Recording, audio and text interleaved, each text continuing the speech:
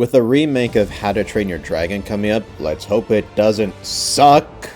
I thought it'd be a pretty neat idea to cover how powerful, fast, intelligent, and durable the most famous dragon from the series is. Toothless is much stronger than you'd think.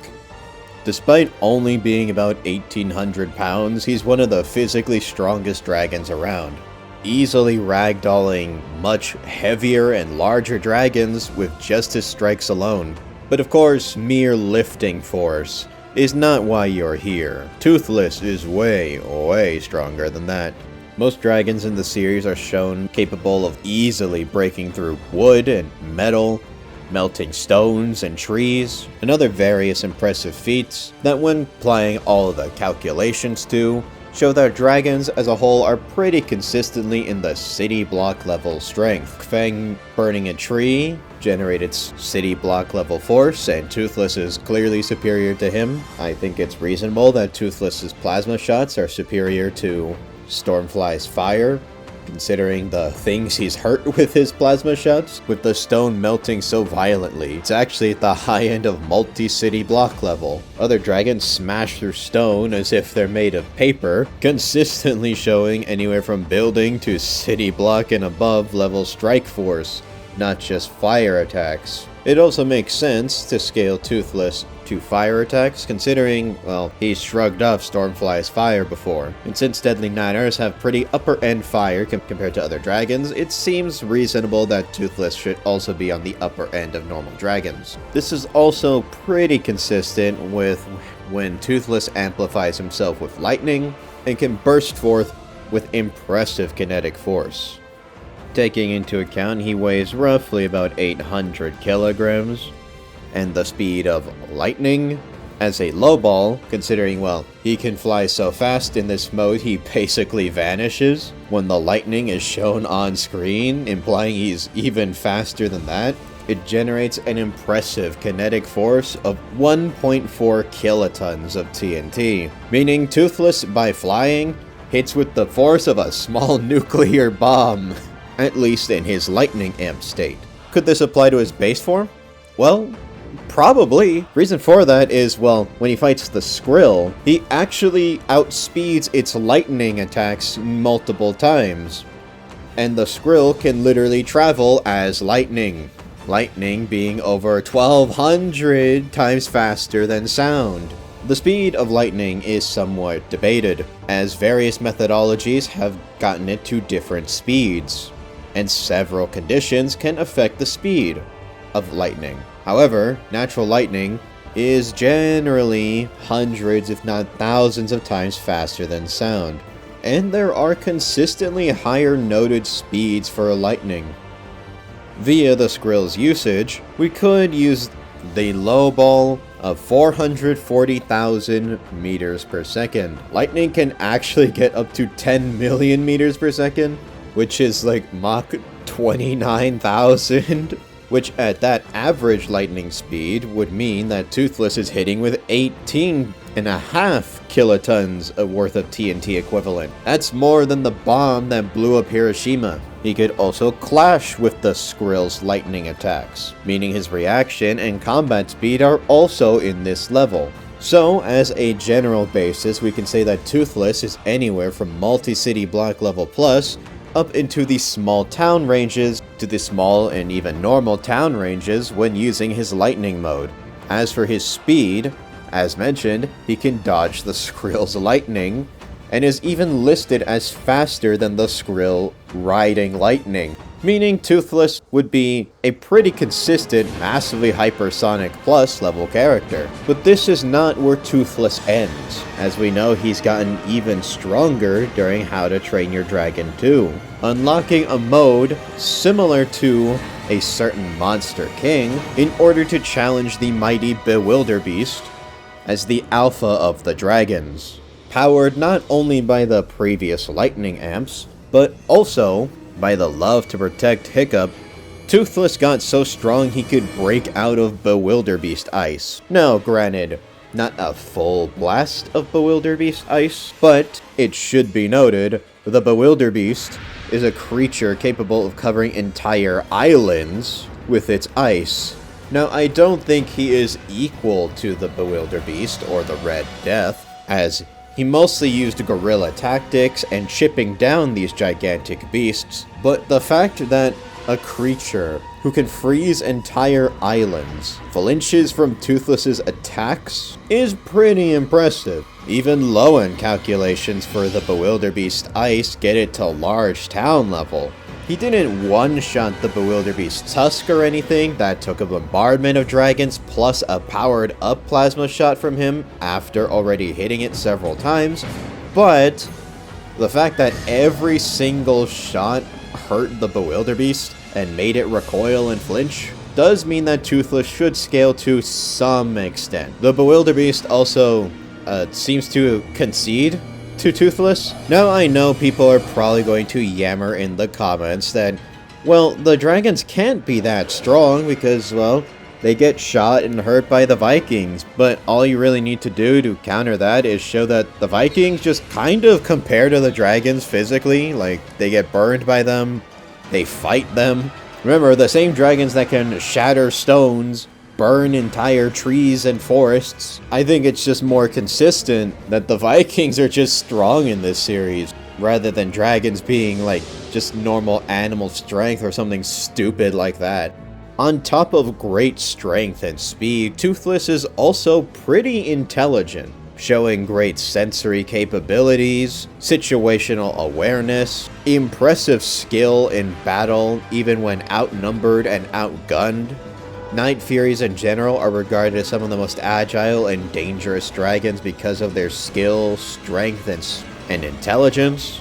And he even knows how to control his strength to a great degree. Toothless can go from harming the Red Death and Bewilderbeast to just slightly burning a book or heating up water. So, Toothless is a lot stronger than people seem to think, and a lot stronger than even I thought going into this. And with stats like that, he might actually be able to beat some kaiju, despite Goji Center's yammering. Of course, not Monsterverse Godzilla, but I think he could probably take Shin or maybe even -1. Yeah, future me recording. Toothless is much more powerful than even this, though. How do we know? Well, because all the big dragons that he fights and actually does compare to have much more impressive feats than anything I've talked about up till now. The multi-city block feat from Red Death was just from her waking up and leaving her volcano. However, we're told in the official guidebooks that the Red Death can actually destroy entire mountains. Now, while we don't know how big these mountains are, considering this is up in Scandinavia where the Vikings are, these are likely some very big mountains. Not Everest size or anything. Not, say, the size of Everest, but much bigger than the average mountain, which is generally considered to be 300 meters up. Scandinavia has mountains up to almost 2,500 meters up, meaning Red Death is very likely mountain level. This sort of strength is actually consistent. In official games from the series, we have the Green Death, a cousin of the Red Death, cause a massive volcanic eruption with large island level force. And another Red Death-like beast, probably from the same species, destroys several islands by manipulating magma chambers, which is also a large island to your feet. The Purple Death, as shown in the comics, is also able to create gigantic earthquakes. Even for a low end, this would be a large town feat, for the Purple Death just kind of vibing, and at the high end, once again, island level showing of strength. Notably, there's way more stuff to talk about, and to help me do that, I brought along a special guest. Whoa, I know. I'm just as surprised as you all are. Hi everyone, I'm GojiGuy, and most of you probably know me as the crappy power scaler. Even though I don't scale. Other than Spectreman, that is. I see you Scottish Goji always bitching on Reddit. Move me up to B tier. Anyways, while I don't scale, I do know how to. And I thought, you know, if people are going to scale the How to Train Your Dragon verse, it should at least be right in terms of scaling. Cause good lord, the Versus Wiki is dookie. Anyways, thank you KOTM for having me on, and today I'm here to tell you about the Screaming Death, one of the strongest dragons in the verse. So let's do that, shall we? Now at this point, I imagine KOTM has already told you about the mountain to island level Red Death. If not, well, she is. Just by standing, she breaks out of one, she seemingly hollows out her volcano, and it is stated that when flying, her kinetic energy alone is strong enough to break anything in her way, including mountains. And you can even get her to island with her fire.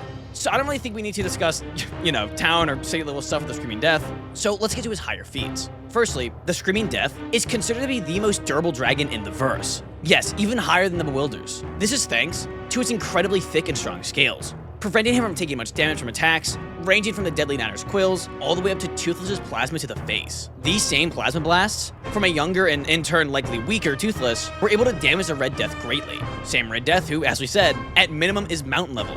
But where the Screaming Death really gets boosted is by his tendencies of sinking islands, which take a wild guess where that would get him.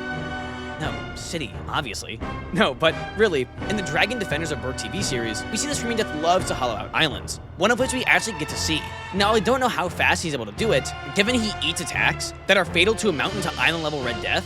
It is safe to assume the Screaming Death is able to hollow out these islands insanely fast, meaning just while hollowing out these islands, at any given moment, he could be outputting anywhere from city to mountain levels amount of energy. And that's just from him burrowing into them.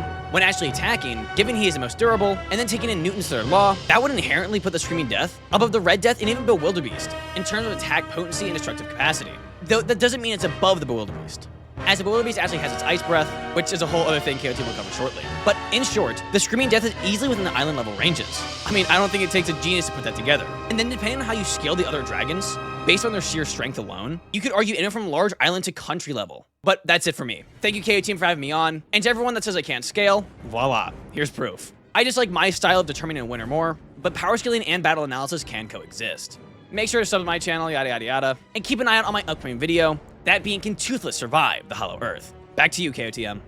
This is very impressive for base Toothless, because base Toothless, with one good shot, managed to uppercut the Screaming Death with his blast and hurt it quite a bit. And when it was chasing after Toothless, and he made a sharp turn, the Screaming Death, who we saw plowed through islands like a knife through butter, hit himself so hard he knocked himself out. Meaning Toothless was moving at such a speed that a creature who rips apart islands knocked out from trying to keep up with him.